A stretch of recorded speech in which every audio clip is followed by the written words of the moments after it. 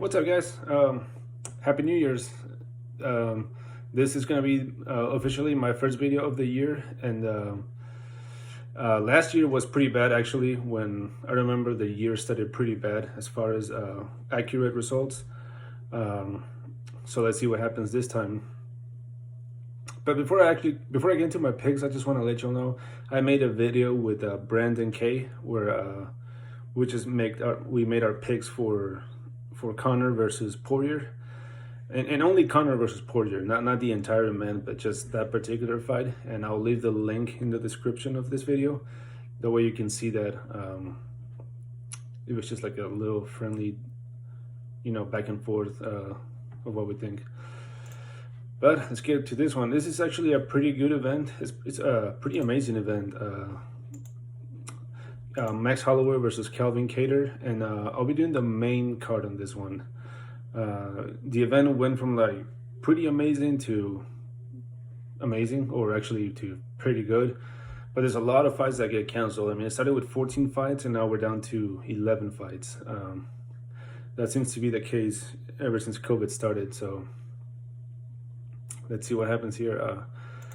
So Max Holloway and Calvin Kattar. Man, this is a tough fight to pick, and I went back and forth since the very beginning as to who I wanted to pick, and man, the last couple main events I've got it wrong, and I mean, it means nothing, but once again on this one I'm picking the not too popular pick. I actually have Calvin Kattar pulling the upset on this one. I'm picking Kattar to win by decision, and the reason is because for several reasons. I think Kattar is the better striker overall in every aspect. I think he's better, like faster, technical, more power.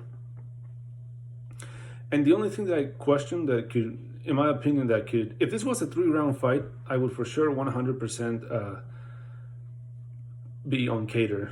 But being 5 rounds, I'm like 80-20, and that 20% is for I just, a little bit of worry if he'll gas, and then Holloway will take over and finish him. But I don't see that happening, because I saw him, convincingly beat Dan Ige on his last fight, and yeah. So look at Max Holloway. The last time Max Holloway dominated someone, not just like won, but dominated, was Brian Ortega, where he beat the absolute shit out of him. Like, he basically made him his own personal punching bag for 4 rounds. So that was the last time he dominated someone. The last time he won was Frankie Edgar about 1.5 years ago. But if you watch that fight, where, I mean, clearly Max Holloway won, there wasn't really anything dominant about it. It wasn't a 50-45 fight. As a matter of fact, one of the judges had a 48-47 because 2 of the rounds were very close, where it could have easily gone to Frankie Edgar. I think it was round 2 where I was like, okay, I have it 1-1 going into the 3rd round. So, and so officially the last time he won was Frankie Edgar. And again, it wasn't an impressive decision. I really thought he was going to finish Frankie Edgar, but he didn't, despite the height advantage, reach advantage, youth. I was surprised he wasn't able to dominate Edgar the way I thought he would be able to. Then you have the one with Volkanovski that his last 2 fights were with Volkanovski, the one where he lost about 1 year ago, and then the rematch where he lost again about 5 months ago.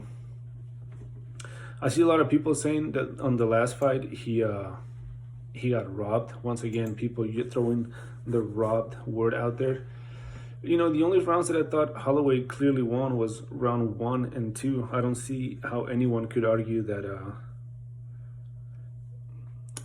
Volkanovski won the first or the second. Clearly, it was 2-0 Max Holloway going to the 3rd. But rounds 3, 4, and 5 were not dominant. I mean, all 3 rounds were very close. Where I can't really blame the judges for giving 3, 4, and 5 to Volkanovski, or they also could have given it to Max Holloway. You know, it's one of those fights where had they picked Volkanovski, because it was a split decision, right? So one of the judges gave it to Holloway. Had it been split for Holloway, I would have been like, okay, but I don't think it was very. I don't think it was one-sided, meaning that it was.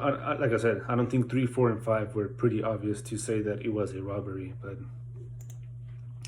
But back to this fight, so I think it's going to be a stand-up battle.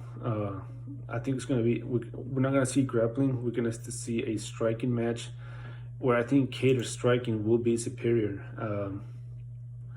And again, I'm like 80-20 in this fight, because I do question going into the 4th and 5th round. Will he be tired? Will Max Pressures tire him? See, I don't know. That's the thing. I haven't seen Kattar gassed. You know, even if you look at his fight with Sabit, you know, a lot of people say, had there been a 5-round fight, maybe Kattar would have taken over and won that fight. So yeah, as of yet, I haven't seen cardio issues for Kattar, so we'll see. You know, we'll see what happens. But I'm picking Kattar by decision on this one. And then Carlos Condit versus Matt Brown. I have Carlos Condit by KO or a TKO round 2. Every single time, you know, Max Holloway loses, he gets brutally knocked out. Got knocked out by Miguel Baeza about 7 months ago. Got knocked out by Cerrone by a head kick. Knocked out by Ellenberger.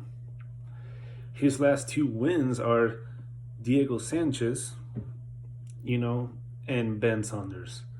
Those are the last 2 wins. And both of those guys are. I don't think Ben Saunders was the UFC anymore, and Diego Sanchez says that it's his last fight. And knocking Diego Sanchez or Ben Saunders doesn't really mean anything anymore. Carlos Condit has shown in the past that the guy has power, that when he connects, he will knock people out, even though he's been on a pretty,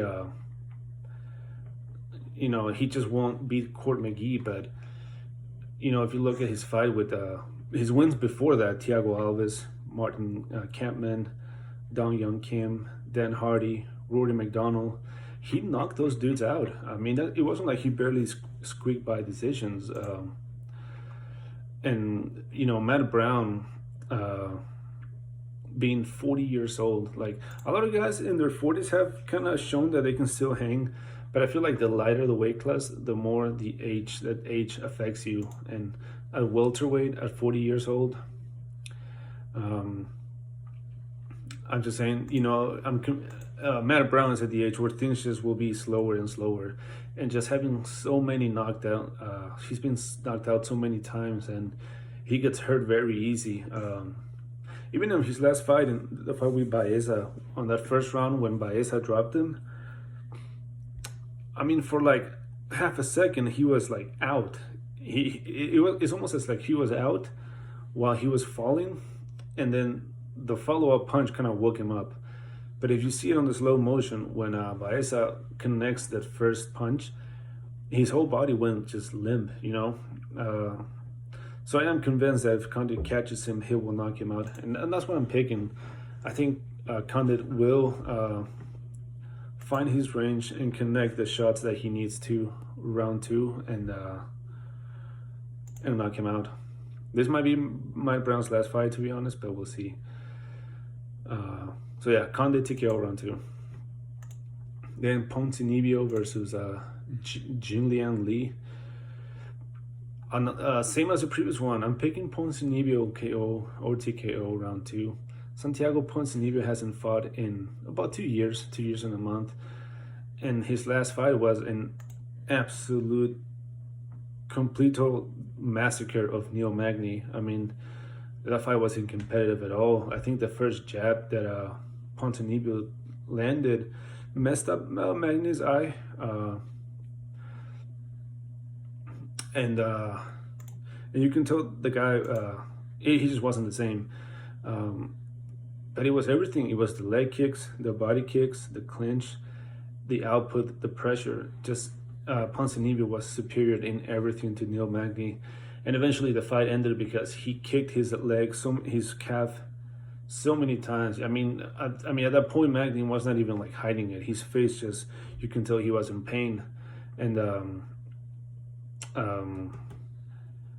towards the end, every single kick was dropping him. And then eventually Ponzinibbio landed that overhand right, or it was a straight right, I can't remember, that just knocked him out flat. I don't see Lee having anything on the stand-up for Ponzinibbio. And I don't think whatever grappling he brings will be enough to deal with Ponzinibbio. The only thing coming that anyone I think should be worried is, you know, whether you assume or not that Ponzinibbio has ring rust, right? Because I don't see how anyone could say, no, he won't have any, he's going to be 100%. You know, nobody really knows that besides Ponzinibbio. If he has some major ring rust, things could get interesting and Lee could win. But if he's anywhere near as good as he was when he fought Neil Magny, I think he will absolutely destroy Lee. And the other thing is Lee is taking this fight on short notice because it was supposed to be Ponzinibbio and I think it was Islam Makhachev, I think it was originally. I could be wrong. There's a lot of guys that have very similar names, but yeah, Ponzinibbio KO TKO round 2. Then Joaquin Buckley and Alessio Di Chirico. I have Buckley by knockout round 1. You know, the last time I saw Di Chirico's last fight, I was not impressed at all on this fight. I mean, the guy he looked super slow. Like his striking, which is supposed to be his what he's good at, it looked extremely slow, extremely telegraphed, no really power behind it, and not too many kicks, if anything, and not really any grappling that looked, you know, that he could use. And I think that he thinks that he is a better striker than Buckley. And, you know, on this fight, I am convinced that every second that this fight stands on the feet and they're trading punches, Buckley is just gonna, his hands, the one thing about Buckley, I mean, forget about his wild knockout of Kasanganay. Even though that thing was impressive, I think his hands and overall his boxings are what's the thing that is impressive to me about Buckley. So I think he's gonna absolutely, I think when they trade punches, the Chirico is gonna get tagged and he's gonna get finished by Buckley. So I'm picking Buckley by knockout round 1. I would really be surprised if the Chirico wins. Now, if he uses grappling, then that wouldn't be surprising because I feel like that should be his strategy, but I just don't see it. So I'm putting Buckley by knockout round 1. And then finally, Punahele Soriano versus Dusko Todorovic. Another second round TKO by another second round pick. I'm picking Todorovic by KO or TKO. Sorry, getting messages and I was reading them. Yeah, I mean, we saw Soriano, you know, knock out Oscar Piecota, but and another fight kind of like the main card. I think kind of like the main event. I think it's going to be a stand-up battle with two very good strikers, but I just think Todorovic is the better striker. And he's a taller guy, more reach, younger guy. Both of them undefeated. Todorovic is 10-0, Soriano is 7-0. Again, I feel like it's one of those fights where you have two strikers going at it, but one of them is better than the other. And clinch, I think Todorovic can use clinch if he gets into trouble and get himself out of bad spots. So I'll have Kelvin Kattar by decision, Condit by KO or TKO round 2, Ponzinibbio KO or TKO round 2, Joaquin Buckley by knockout round 1, and Todorovic by KO or TKO round 2. All right, guys, have a good one.